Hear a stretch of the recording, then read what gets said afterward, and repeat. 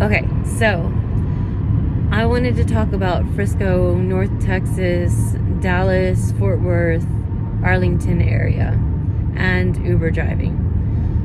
Not very many people talk about this. I've seen some videos on DFW and, how to get around that. I don't know how this video is gonna go out onto YouTube or if anyone's ever gonna see it, but I wish someone would have made a video like this for me. It would have saved me hours and hours, as well as time and miles.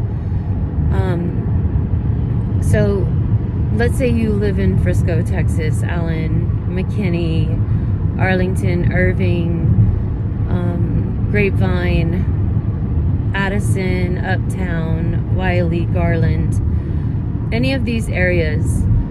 All of these same rules will apply. Plano, and then obviously Frisco.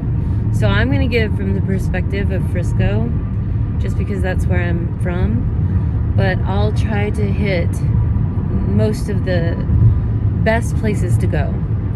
So in the morning, if you get up at 3 a.m., you go to Omni Hotel in Frisco, sit outside the Star or around the Star, you will get an airport trip. If you haven't already made a reservation, get an airport trip. They're every day. Saturday, Sunday, Monday, Tuesday, Wednesday, Thursday, Friday. A lot of them are on Mondays, and a lot of them are on Thursdays and Fridays, but you get them every day. Download the DFW app. The DFW app will help you more than you'll ever know.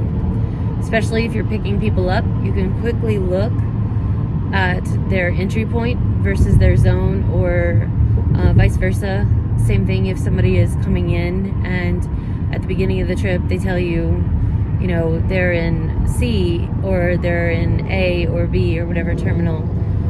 You will already have that information because you've already studied it. What is the delay, what the delays look like, what the entry points. Memorize it. You'll want to memorize it. So get up at 3, or I get up at 2:30. Get ready, get your first airport trip at 3:30. They will try to give you a trip back, and use the reservations to help you. So what I do is I get a reservation, like let's say 5 o'clock or 4:30. So then I do the 3 o'clock trip to the airport, get a trip back, and it has to give you one that it knows you will safely get to your reservation on time. Use those reservations like that, like a destination filter, because they are actually really good. I think the best algorithms and the best short-term trips have been getting online 45 minutes before you're supposed to pick someone up and do it. Like, seriously, just add those reservations a little later, an hour before you want to get out and make the most trips. Then turn UberX on, UberX Share, whatever. It will give you only destinations, and it's so much better than even the destination filter. So that's that. So airport trips in the morning, and then from 6 to 8, start working people on Legacy West, or on Headquarters Drive, or if you have to go to Addison. But there's so many requests in the morning, I don't even have to leave my house again. So I go home, take a break, or go get gas, clean my car, do whatever at 7, and then, or even at 5:30, so I can get the extra 3 points. Take 3 or 4 rides and give yourself 20 additional points.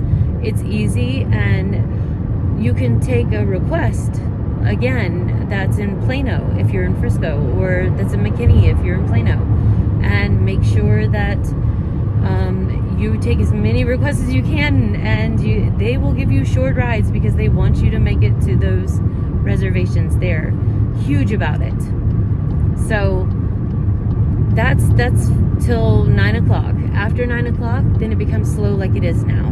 So then you start moving a little bit more north. So Deep Ellum, and then obviously at 11 o'clock you can go back to the airport, get a lot of airport rides. I also have flight radar, which tells me when a lot of flights, like all the arrivals and departures when they're coming in, it tells me if there's delays, the estimation, when they're supposed to be there. So, and when you see that there's only a medium or short wait list, but you see a lot of delays, you'll be the first one to be chosen. So don't worry, you'll get an airport ride. And again, that's another $300. I've never done more than just the airport rides until now. This is the first time I'm working at 10 o'clock in the morning. I just know this because when I first started, I had to learn this strategy, and it took like forever and a lot of mileage and wear and tear. So that's for the morning, and then I would go take a break. Stop your clock if you're gonna work if you're gonna do what I'm doing, which is to try to make $2,000 by Tuesday, and to make diamond status at 747, I think it was last time I looked at points. That's a lot of points and a lot of trips that I have to make. So if every 15 trips I get $300, then I have to be making like 30 to 40 trips a day, which I have never done. My trip per time ratio is about 2 an hour, just because I always take a break, reset, and then try to figure out something more on the app. Right now, I feel like if you chase surges, you're just going to be aimlessly driving around, because the second that you get to the surged area, it's going to go away. Or they reduce the base fare and you end up with the same amount as you would just taking a ride that you want to take in a place you want to take. So yes, surges tell you where it's going to be busier, but that means that everyone's going to be coming there. You're going to have all of the Uber drivers coming to that area. So another thing that I would do is actually open up the ride app and then put in your address and put in the airport, and you'll see all of the people that are swarming around your area.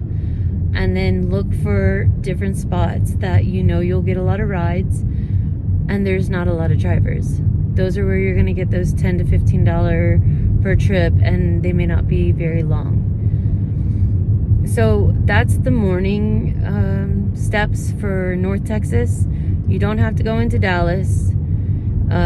You can stay on the east side, and you don't have to go all the way to McKinney, Wiley, Garland, or Allen, or Prosper. I definitely would not go to Princeton, and I don't like to go above 380, but if you live near there, you're already set, because you'll get a lot of rides. So places that people don't like to go are where people get a lot more rides. So I'm going to start the test again to show you that for sure within 9 minutes I'll get another ride, because that seems to be how long it is. So it takes about 9 minutes to get a ride for me. So I'll start it and we'll see how it goes. So I'm back online again. So at the most I have like 18-minute delay for both the 9-minute ride earlier before I got the request, and then it's finding trips now, and I'm kind of in the middle of nowhere, so we'll see. But I am in a place I don't want to stay, so unless you want to stay on this side of 121, which is McKinney, Allen, and it's not a surge time, this is the worst place to go online. You're not going to get as many trips, and they're going to be long.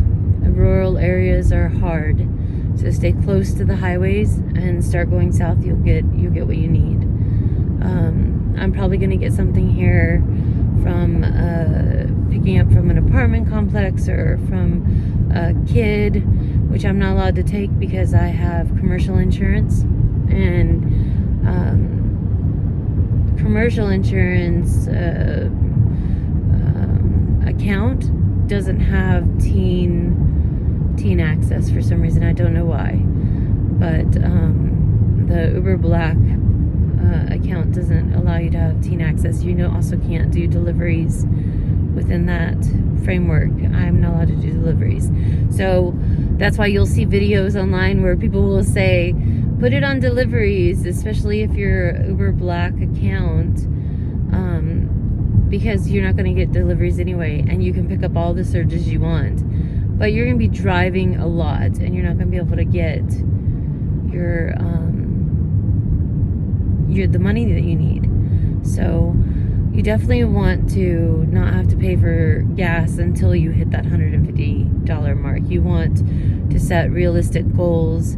So if you can't go online, or you know it's a rural area and you know you're not going to get a request, don't do it, because you need to be able to make $150 before you ever have to put gas in your car. So anyway, I'm gonna stop the video now. I don't even know if this is gonna be interesting or helpful to anyone. Hopefully it is.